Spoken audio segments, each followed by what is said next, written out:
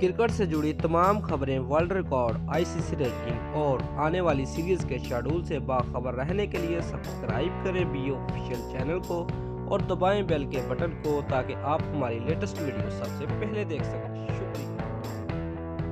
अस्सलाम वालेकुम दोस्तों, मैं हूं मोहम्मद शाहिद और आप देख रहे हैं B official YouTube channel.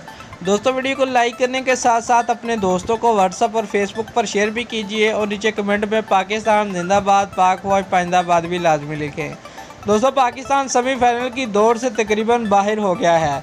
Sarfaraz Ahmad की कप्तानी का दौर भी ख़त्म हो गया है। कौमी टीम के कप्तान चैंपियन ट्रॉफी के बाद से एक रोज़ा क्रिकेट में मुतासरकुन कारकर्दगी दिखाने में मुसलसल नाकाम रहे। इम्कान है कौमी टीम के वतन वापस लौटते ही कप्तान तब्दील कर दिया जाएगा।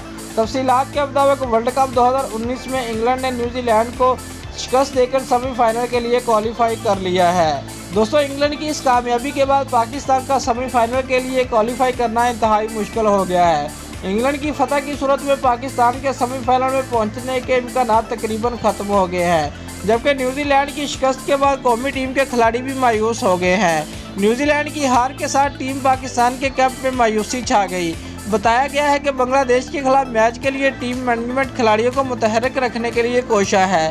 टीम मैनेजमेंट टूर्नामेंट का इख्तिताम जीत के साथ ख़त्म करने की ख्वाहिशमंद है। दूसरी जानब बताया जा रहा है कि वर्ल्ड कप के फौरी बाद कौमी टीम में बड़े पैमाने पर तब्दीलियों का इम्कान है। सबसे बड़ी तब्दीली कौमी टीम के कप्तान की हो सकती है।